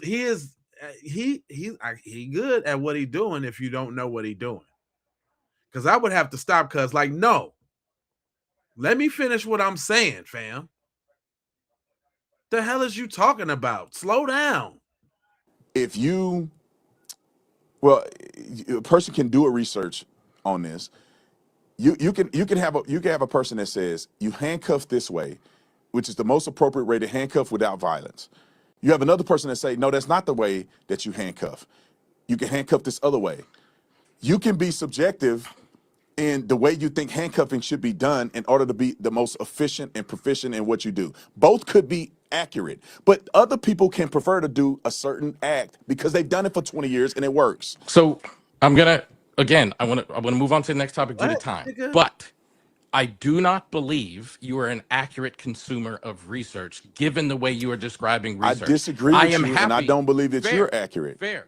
That's Okay. fine. That is totally fine. I am happy to do exactly what you suggested. We will both consume research and then come back and say, here's what we found, and we can explain the research to one another. I'm happy to do that. Yeah, that's be fair. All right, last question, and they get me out of here. The last question. Are you familiar with the term internalized racism? I don't know what the definition would be in a clinical way, but I can deduce what internalized racism would be. But What would you say that it is? I've heard people. Well, I've heard people say go ahead. as. I've heard people say internalized racism is. You. Well, let me let you explain it because I don't want to confuse No, it's you. conflate two different things. But go ahead and explain it. And then Internalized racism is you. So normally, people conflate the idea of internalized racism with self-hatred. And I have seen people say, and you alluded to it earlier, people say he hates his blackness. People say he hates his own skin, et cetera, et cetera. That's actually not accurate per the accurate definition of internalized racism. Right. Internalized racism is I've adopted the get me outta mentality here. and ideas of the colonizer. So a more accurate description of the word would literally be so let's get to the point. internalized colonizer. Hands up. Internalized colonizer. Do you think that I fit in one of these I'm statements? asking you, do you think you fit? Do No, you think that no, the I term don't. internalized racism towards you fits? No, and I'm glad I didn't try to guess what the meaning was because I believe I conflate the two. If you're saying that internalized racism is adopting the perspective of the colonizer, 100,000%, that's not my perspective. That doesn't apply to me.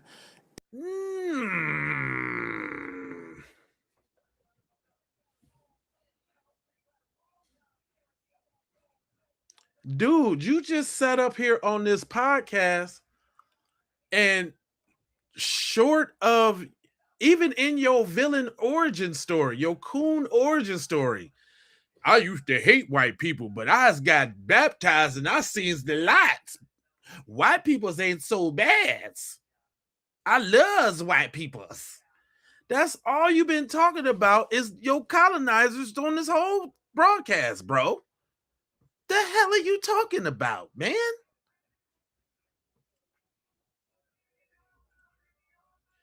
I'm convinced you got a little midget white supremacist steering your body in your head.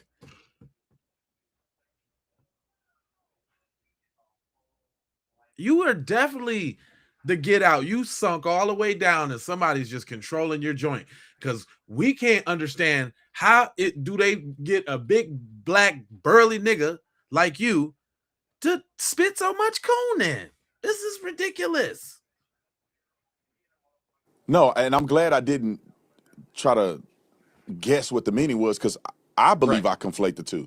If you're saying that internalized racism is adopting the perspective of the colonizer, 100,000%, that's not my perspective. That doesn't apply to me.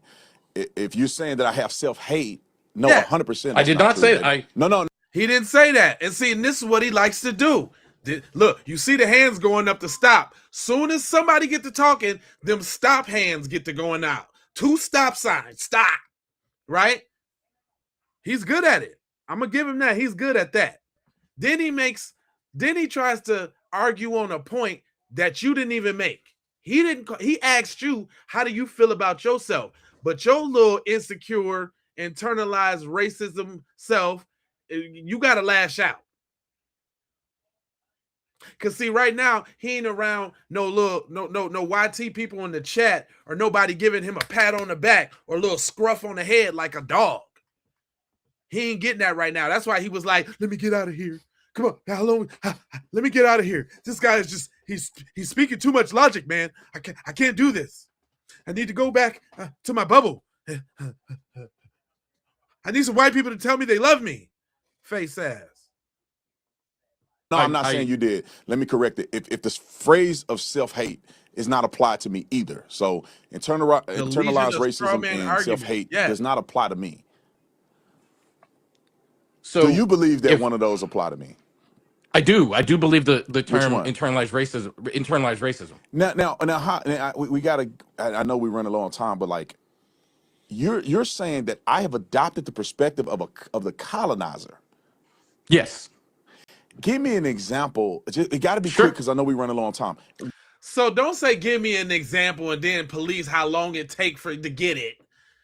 See, he's very good at his tactics and what he does because he's not trying to hear the real. And soon as cuz start talking, watch them stop hands go up. Where would you derive that I've adopted the perspective of the colonizer? And can you explain real quickly who that person is or who that group of people are in America today?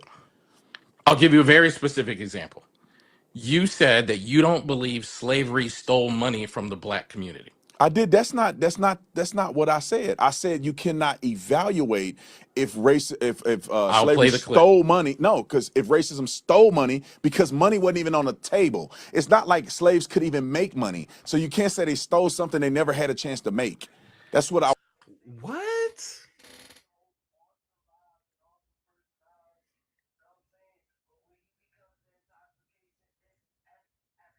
I kicked that nigga off my show.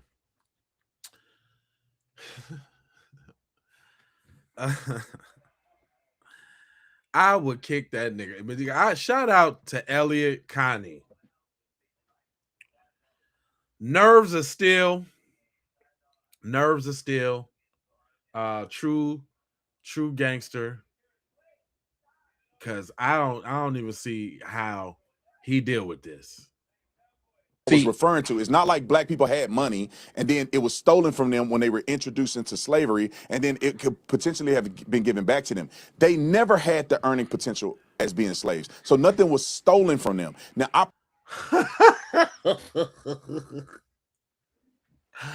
oh my God. Oh, he gotta be recording it. Oh, he's playing this back. He's making sure he gets his little things in for when he put it up on his channel. So his folks can get in the comment section and big up him up. Because if you're just gonna sit up there and literally deny forced labor, like labor has no value, that's bananas. That is bananas. Go gadget slap straight up. Something. This dude, sheesh, he's deep in the coon soup. Cannot evaluate if slavery stole money. No, because if racism stole money, because money wasn't even on the table. It's not like slaves could even make money. So you can't say they stole. When he said play the clip, Cuz was like, no. Don't come with no fact. Please don't come with no facts. Something they never had a chance to make. That's what I was referring to. It's not like black people had money and then it was stolen from them when they were introduced into slavery and then it could potentially have been given back to them. They never had the earning potential as being slaves. So nothing was stolen from them. Now, opportunities were not provided for them after slavery in an adequate way, but you can't say something was stolen that was never available to them. So to be clear, you're saying black people never had anything, so thus it couldn't be stolen. Is that correct?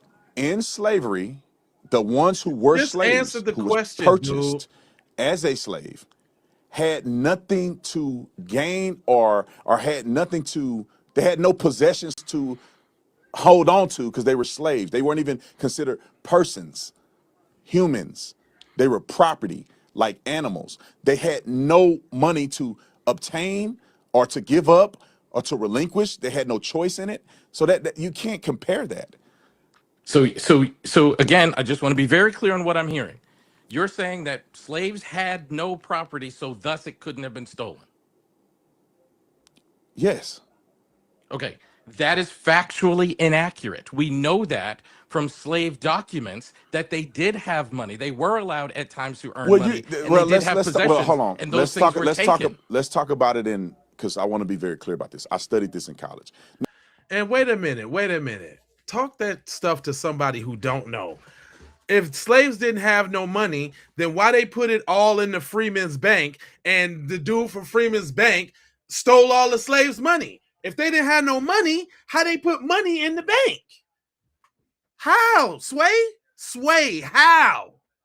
How?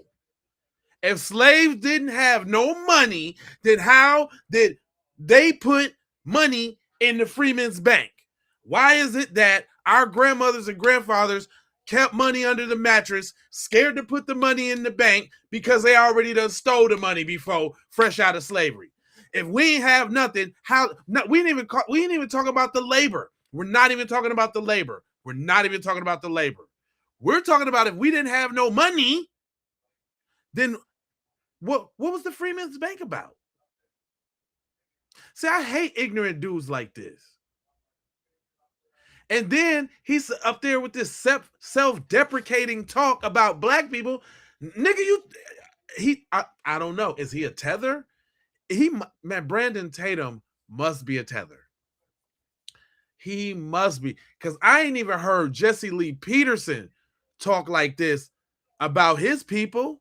I mean, he might talk about baby mamas, baby daddies, but I didn't heard him even talk strong about the ancestors. He talking about his own folk. I don't know. What was the Freeman's Bank, Rhonda? Oh, you don't know about the Freeman's Bank? So when we got out of slavery and all of that, they had a whole bunch of new consumers and a whole bunch of new people. But black people was already doing all the jobs and the work. So guess who they had to hire? And guess who wasn't all everybody wasn't enslaved too. There was free black people as well too. So since everything was segregated and this type of thing and whatever, since black people was relegated to building their own strongholds and this type thing and other. Here, let me just pull it up for you. I don't mind taking a little trip down memory lane. And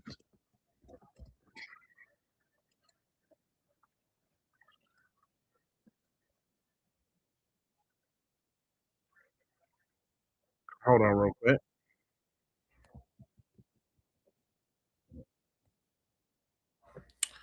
Hold on. I'm sure Google's your best friend, but I'm so cold with it. I like to scour. I like to scour, and it's just that simple. Hold on, here we go. Let's go ahead. Let's go ahead and get into this knowledge real quick. I'm sure it wasn't fire. I'm sure somebody had the knowledge right there that any one of you goofs in that could go Google. And I'm not saying you who asked the question, because that makes you smart because you're asking the question. But any of the goofs that be questioning what I say like I'm wrong, boy, I know what I'm talking about, boy. What are you talking about? Let's go and get some history. In that agrarian economy, you're just labor. Land is capital. So to gain money and wealth and to have freedom, you have to have land. Haven't made a dollar bed. Luck is all I've had. What does that say? Freeman's Bank. The story of the worst robbery of black wealth in American history. And it's a white lady saying it. So now you can listen. At the end of the war, President Abraham Lincoln had promised the freedmen 40 acres of land per family. But those promises died with Lincoln's assassination.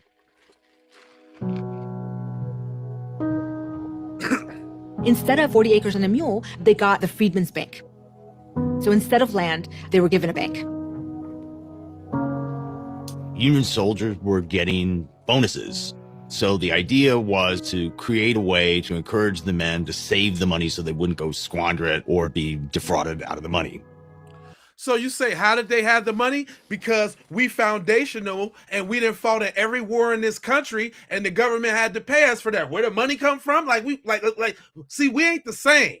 See, we got deep roots in this thing. We didn't shed blood on this thing. This is where we from. But see, you wouldn't know this if you ain't looking for it. And I know y'all just want to keep up these little 1358 statistics and all of that. But learn something, boy. It was sold to the freedmen as better than giving you the land. You will earn the money through wages, and you will save it, and you'll buy your own land, and you'll feel better about that. You see that? See them that paper, them dollars, them amounts that black people work for, and them folks stole it. Always talking about pull yourself up by your bootstraps. But then when you make some boots and some socks and some pants and some shoes, they steal your whole outfit. Never mind that hundreds of years of working the land didn't count for earning the land. The Freedmen's Bank was privately held, owned, and managed by wealthy white men. But the bank's aggressive marketing conveyed a different impression to its black depositors. The passbooks, the notes, all featured, the heroes. It was Abraham Lincoln, it was General Grant, Howard. It was very targeted. So people were saying, these are the men who freed us. And they're saying, come to this bank. In freedom, some skilled African Americans saved their hard-earned capital at the Freedmen's Bank and went into business for themselves. For some black business people, personal services were the clearest path to success, and sometimes wealth. They recognized that their ability to have a particular kind of skill set, which was something that the white population needed, allowed them a certain kind of mobility and freedom. Many of them were able to cash in on expectations that they were replicating their servant roles where whites were in power and African Americans were serving them. For example, a number of black barbers continued to keep their exclusively white clientele after the war. All these barbers spent that time in the barbershop, nurturing these relationships with white men, and used that money from the barbershop to help fund and to help fuel a black economic movement within their own communities. See, I ain't gonna sit up there and let you tell me about my people, but like my people ain't do what we supposed to be doing. It's y'all little snake in the grass ass people. We've been doing this and we still doing it. That's why y'all over here on my amazing podcast mad right now. Because I'm over here doing it. From barbershops to grocery stores, black businesses relied on the Freedmen's Bank. But a decade after it was founded, bank president Henry Cook was running the Freedmen's Bank into the ground. Look at that. Here was Cook Look at that. saying, look at all this money. They're putting their money in my bank, and whenever I need it, I'm going to reach in and get it.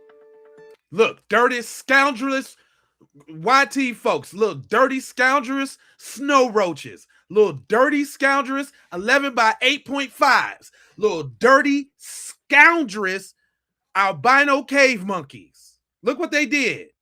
Henry Cook starts looting the bank. He just starts taking this money and lending it or giving it to some friends and acquaintances, just putting the capital into railroad bonds, which was the subprime market of the day. So who actually built the railroad? Where the money for the railroad come from? Black people.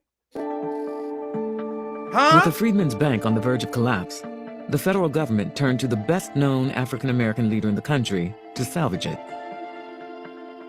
Congress brought in Frederick Douglass to serve as the new president. And who always they go get to save some shit? Who they go get to save it? We done messed it up. Who can we get to save it? The black man. Come bring him in on the tail end of they mess up so now that they can point the finger at him. That's what y'all do. That's what y'all do. Of the Freedmen's Bank. Initially, he invested $10,000 of his own money as a way to shore up the bank, as well as to encourage other African Americans to continue to deposit their money into the bank. No, I ain't talking about my albinos because I done seen some fine albino sisters, okay? Roaches are usually brown, so if I refer to them as roaches, then they're albino snow roaches, just for the clarification, okay? Not talking about my albino sisters, you know what I'm saying? Holla at me, boo. All right, now, I see you. Hey. All right, now.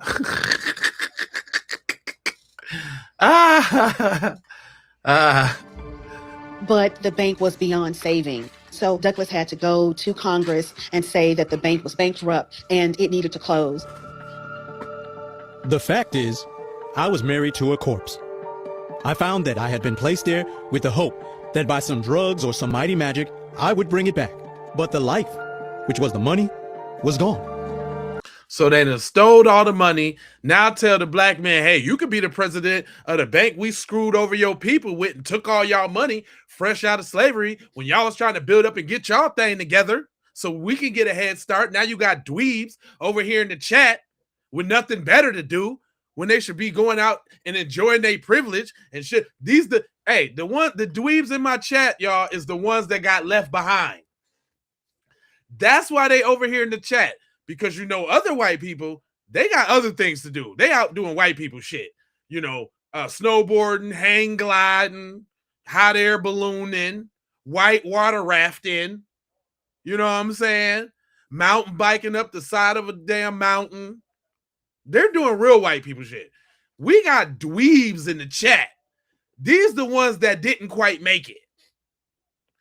They miss the white train. And so they mad, so they want to come over here to the chat and try to take it out on us. I ain't the ones you need to be mad at, fam. You know what you really need to do? You need to go fix that relationship with your mom, fam. It's your mother, fam. It's your mother. It's probably your dad, too. I know he used to beat the crap out of you and put his cigarettes out on you and all of that on some Freddy Krueger shit. But it's really your mom. It's really your mom that didn't whoop your ass when you needed a whooping. Remember that first time you acted out in the store? You were supposed to get your ass whooped. And see, maybe you will have a little bit of sense about life. See? So you sitting around people who got their ass whooped if they would have acted up in the store. You fell out, kicking, screaming. F you, mom! F you, mom! See? These is the people in the chat right now with the them ones. Them is the ones that got left behind. We dealing with the reject YT people. And don't come bringing y'all little lowbrow ass over here to my chat. Dang, why can we get we can't get no respectable white people because they out doing white people shit. Yep. They out right now playing cornhole, exploring some underwater cave. Sitting up in a little tent in the woods, deer hunting. Got the ski doos out on the lake right now. But y'all over here in the chat. That's how I can tell. It skipped y'all. Y'all don't get to enjoy the fruits of your whiteness. And you mad about that, son. Damn. You mad. You mad. You mad because the ship of whiteness done sail past your ass.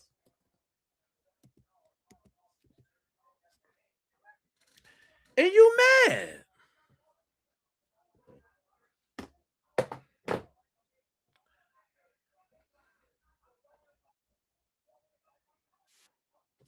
You just mad, fam. Anime, what up? How you feeling? Luke say like this live. Am I giving the business, Luke, real quick? Now look here. If you know me, you know me. I don't be just talking, you know what I'm saying? We talking about one group of individuals, the dweebs in the comments. If you rock with the Keep Pete podcast, I rock with you too, baby. That's all love. Because I know we global. Keep Pete podcast is a global show. Now I know that. Now we all around the world. UK be coming in here doing little roll calls with us and all that.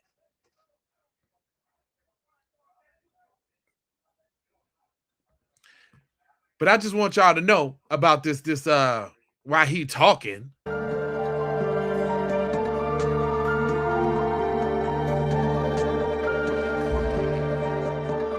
The hard-earned savings of the freedmen were lost just in the markets, just poof. And nobody gets prosecuted. This was white-collar crime, actual just crime. It was theft, and nobody goes to prison for it. Not even 10 additional years of slavery could have done so much to throttle the thrift of the freedmen as the mismanagement and bankruptcy of the series of savings banks chartered by the nation for their special aid. We talking about banks all across the country, y'all. This ain't just one bank in one city.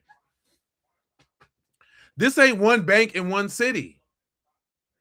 They set up branches all around the country where the Negroes was at to siphon their money that they was getting right out of slavery.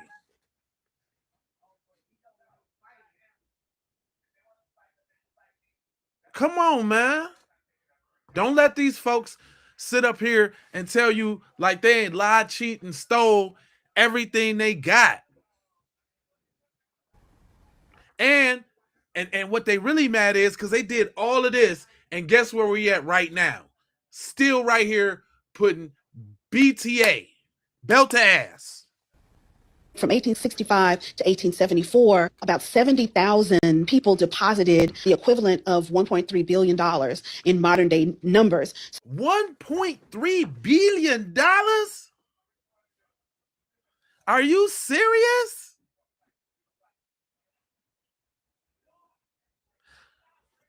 That's sad, man.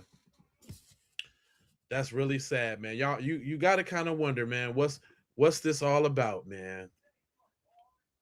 What's the ultimate goal? What's the ultimate test, man? We got to go through. Look at all the you telling me they done took 1 point. You talking about the people that was slaves had 1.8 billion?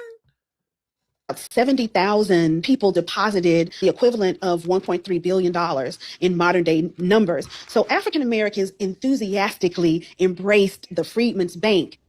It was a deep loss for African Americans and a loss of a vast amount of Black wealth. Soon after the collapse of the bank, the federal government withdrew from the South, returning control of the region to former slave owners. Got all them folks for their money and rolled out. The dream of full citizenship for African Americans came to a screeching halt. We see the end of efforts to educate formerly enslaved people. We see the end of the protection of the right to vote.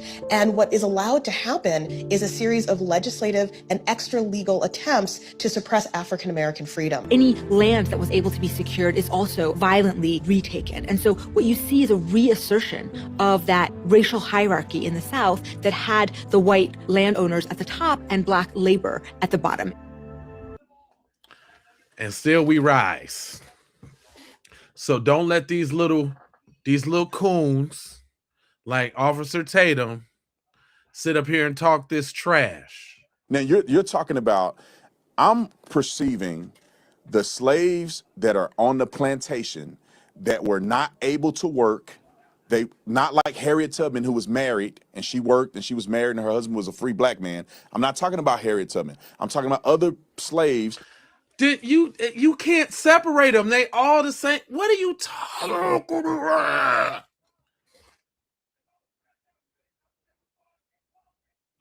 This dude is idiot. Who were in slavery, who had no possessions of property. They were not allowed Trina, to work. what up? They didn't work in the house. They weren't able to purchase their freedom. None of that. I'm talking about those people. I'm not talking about people who were house slaves, people who were servants in slavery, people like Harriet Tubman towards the end of her life, where she actually lived with her husband, who was a free Black man and able to work. Some of her family members were free. And so I'm not talking about those particular slaves. So when you look at those particular slaves, some of which who were Blacks who owned slaves, like I'm not considering those people. I'm considering the people who had no opportunity to work, therefore they had nothing to build or take away from. So that I can be abundantly clear, I believe you're just demonstrating internalized racism, because when I said I'm going to tell you. I asked you twice, can you be very clear? Are you saying this? And twice you said yes. And then when I gave you contrary information, you widened it. I'm not I considering widened it those kinds because of slaves. I believe that the conversation needs to be deeper than the surface level. Did they gain money or not? Because Okay. there's different there's different phases, there's different people that were in different phases of slavery. Slavery was not all one thing. What? There were people who Okay. were slaves who worked. There were people who were slaves who were given the Two. opportunity to purchase their freedom. There were people who were black who were once slaves who then were free and then owned slaves. We can have a broader discussion about slavery. I'm saying the ones who did not have an opportunity whatsoever, that didn't even have a chance at having any possessions, could not have possessions taken away from them. If you want to go through black people in general, we have to then talk about black people who own slaves. We have to then talk about the first legal slave owner in American history, which was Anthony Johnson. We have to talk about all the black people who purchased their freedom and who also purchased other people's freedom in slavery. Those who never I was a see. slave in the field. Those who always, in slavery had a different perception or a different position in slavery. So it's a dynamic discussion. Our premise was people who had absolutely no opportunity whatsoever should not be evaluated as the same as those who had an opportunity. So the conversation was post-slavery, focusing I on after see. slavery was abolished. Where do we go from here? Respectfully, I don't see a point in talking about the details because you keep moving it instead I'm of not moving it. staying You want put to in the Exactly. broaden point. up the conversation. You I Broaden asked a up the don't. very nigga because I you're basic asked talking you about perspective, shit clearly, we what ain't did you talking about. say? You said yes twice, and then I said, and but what about this? And then you moved it. and then I realized And you you want did to that several broaden it. times this You want to conversation. broaden the conversation, so Okay, I broadened the fair, conversation. fair. Due to time, can I ask you two more Yeah. quick questions? Okay. One of them, are you familiar with the phrase moral disengagement? Moral disengagement. No.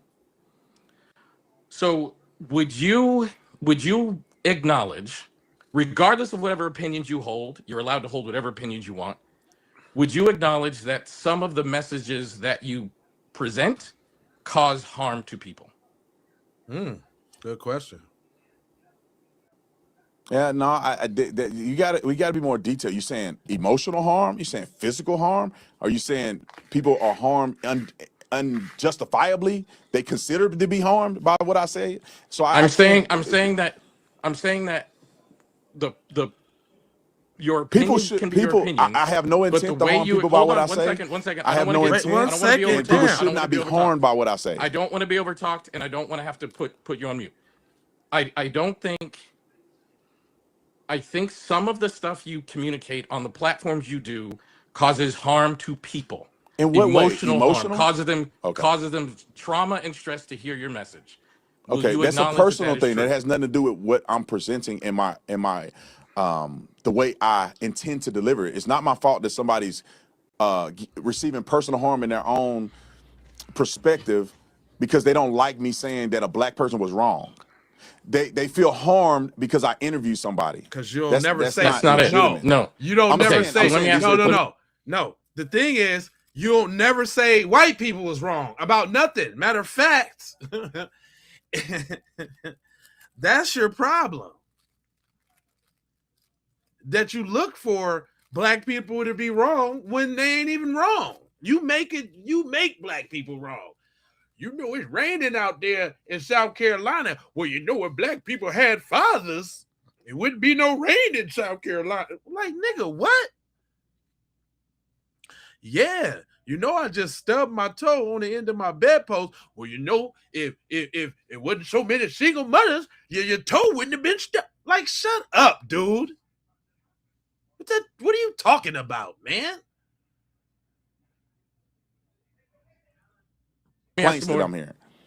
Let me ask you a more specific question. If I presented you with evidence of a human being whose life has been harmed by the messages that you've put out, Right. would you change or would you do anything different on how you're putting messages out? Well, it depends because there's no No, intent for me to harm because anybody. I You give get me a paid to specific be example, cooning. meaning that if somebody legitimately That's not a came to me good and said, "Hey, question. man, when you said this, I get paid it to really coon. hurt me and No. it was materialized," I may consider, depending on what I said. I can't not tell the truth because it hurts you.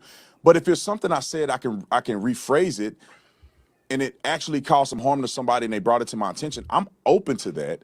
But for somebody getting upset because they don't like that I criticize people who are having poor behavior because they are black. You don't never criticize people who have poor behavior who's white. So yeah, we got a problem with it because you ain't consistent, bruh. You lopsided. You're one-sided. And it's blatant. So obviously what he's saying to y'all is, hey, I get paid for cooning, and that's just what I'm gonna do. And if you don't like it, you know, and I get it, bro. You know, the thing about it is that he gotta look at himself in the mirror. I don't gotta wake up and be that nigga. And he don't represent me. That's not my fault that people are emotional. And the same thing is some of the things you said. I don't think it's your fault that you said something and it hurt my feelings. That's irrelevant. Like, is your intent to hurt my feelings? No. I just have to be a grown man and say, I don't like what you said about me. Let's have a conversation.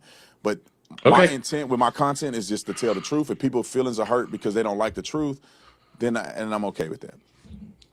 And I know we got to run because I got to do a filming here. I just have literally 1 more minute, one more question, and it's about Teslin Figaro. When you are debating and having conversation about issues related specifically to the Nolan Wells case, I've noticed that she has been requesting an interview multiple times. Are you Teslin Figaro? I don't know. Are you willing to sit down with her? I don't know who that is. If I connect the two of you, would you be willing to have a conversation with Teslin? I'll have a conversation with anybody. It just depends. I got to know who this person is. She is an attorney. She is working with in the Nolan Wells case. Is she the lady in the comment section? I don't know if she's a lady in comment that you responded section. to. I think she said something like, "I don't know why Brandon won't debate me." Is that her? I think her name is Teslin Figaro. Is that who you're talking about? You responded to her in the comments. She said, "I don't know why Tatum won't debate me." No, she said, "I don't know why Tatum won't debate me or something, but he debates you." And you said you can answer the question. Is that she's a black lady? She is a black lady, correct? Would you be willing? I think we're talking about the same person. I know who she is. I just didn't know her name. But it depends, man. She's super ghetto and disrespectful. No. She's not super ghetto nor disrespectful. I've been on an interview with her. I understand that. She's super educated. She's not very respectful. She talks crazy. I may still consider talking to her, but I just want to put it out there. She was wondering why I didn't debate her or nothing.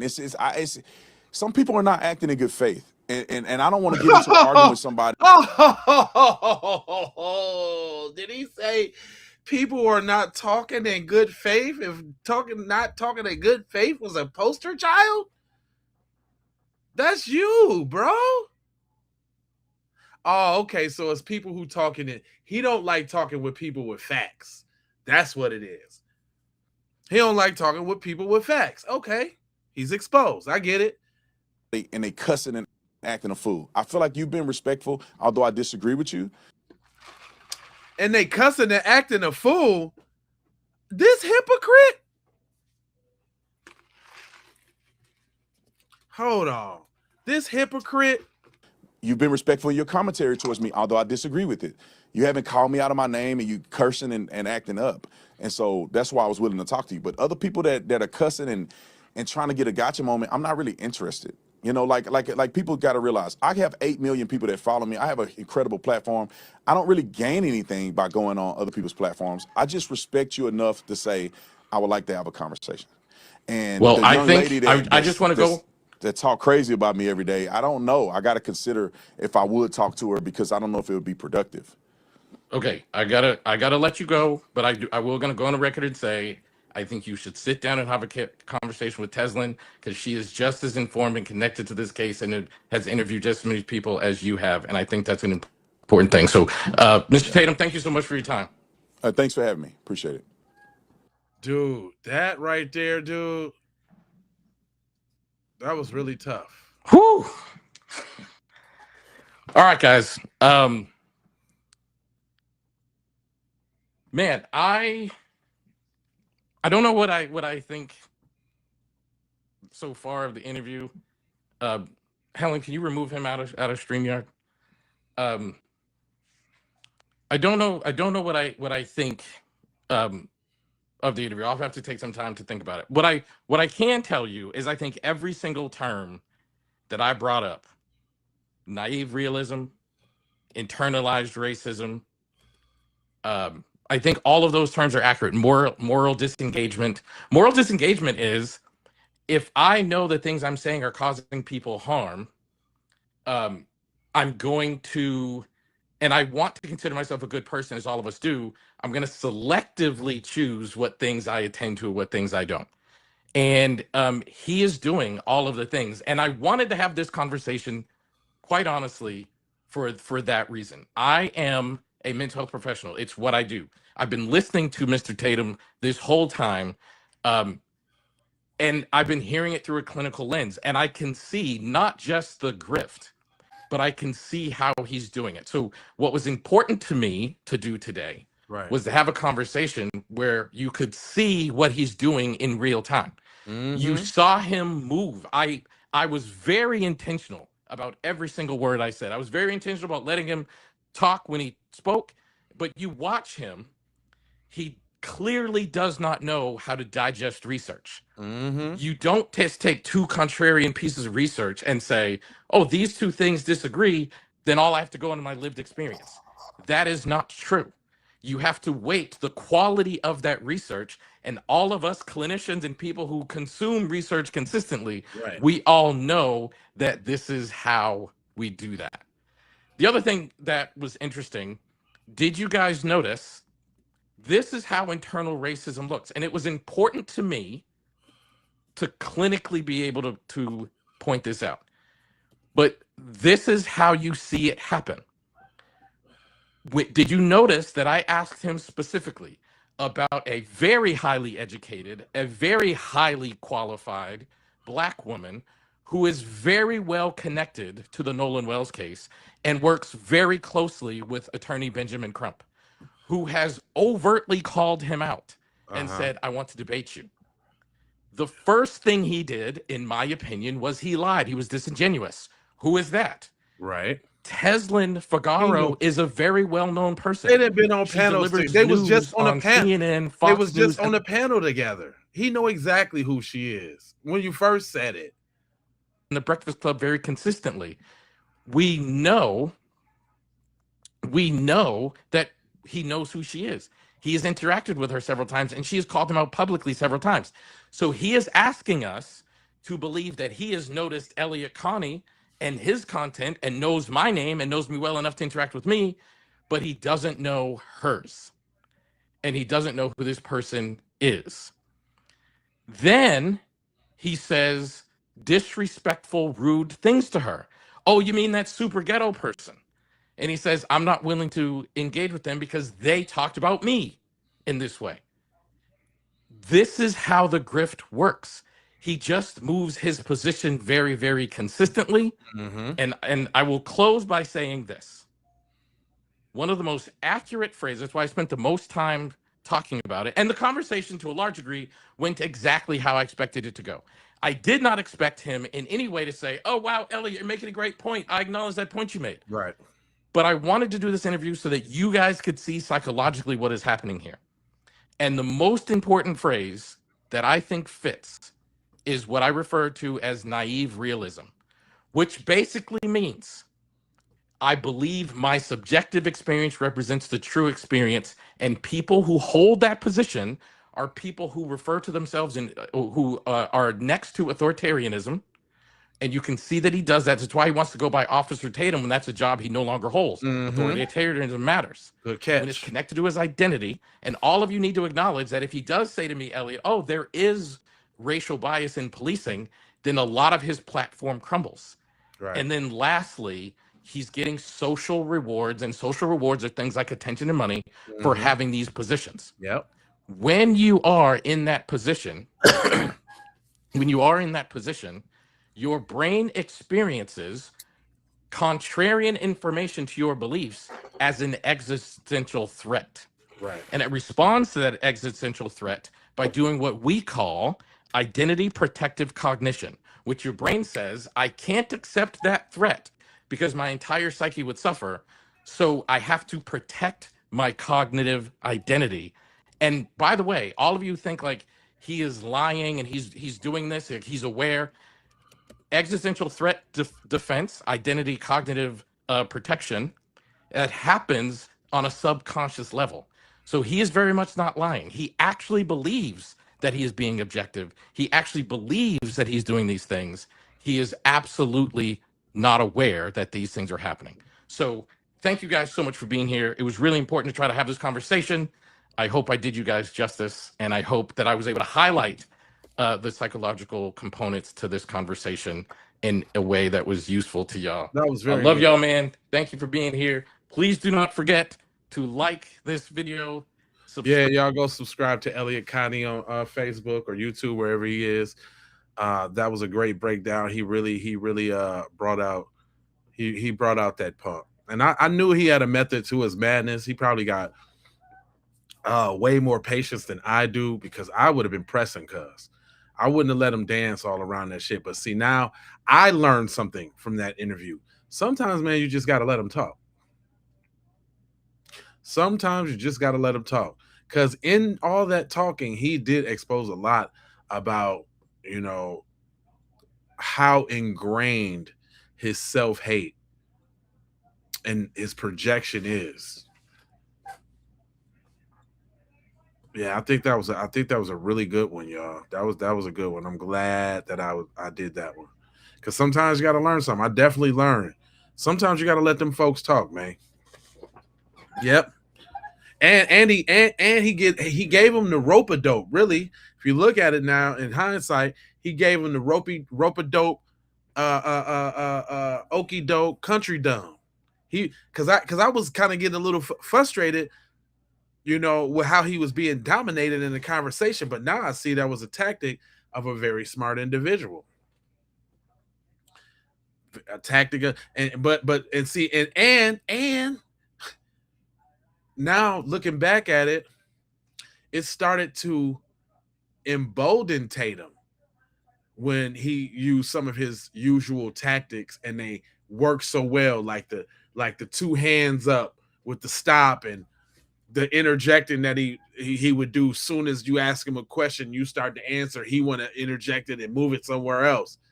He started to get comfortable, and he also started to get sloppy.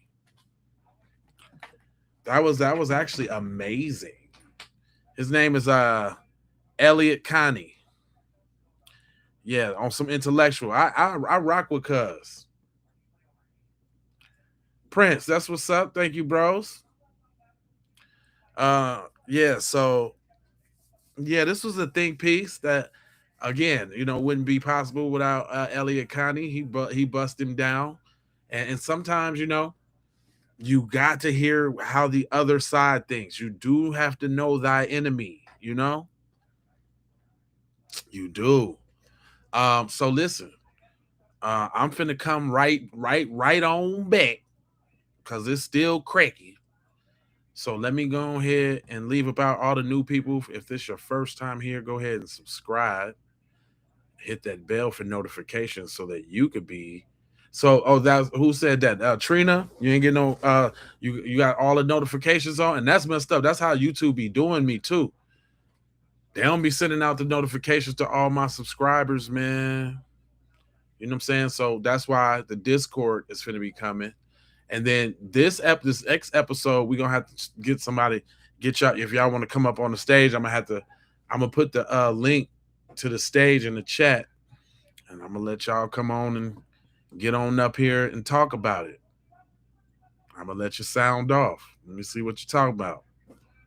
You know what I'm talking about? And y'all know me, I ain't going to hold you, but I'm going to mold you, fold you, and scold you about being on code. And you know I got 4 words for you. I need you to go ahead and subscribe for the vibes, like for the spike in the algorithm.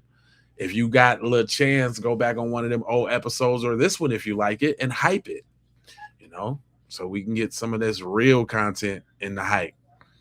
You already comment and you vomit. Just share if you care about getting Black empowerment everywhere. Please do that on the platforms that we are on, Jones. Hey, I'm glad you found me too, Survive. That's what's up. Hey, next time, Survive, when you come back, promise me this, though. I know you came in on the portrait, right? And this for all y'all real quick, since y'all still here. I know you came in on the portrait, right? So that means you got the picture above and you got the chat below. We got 2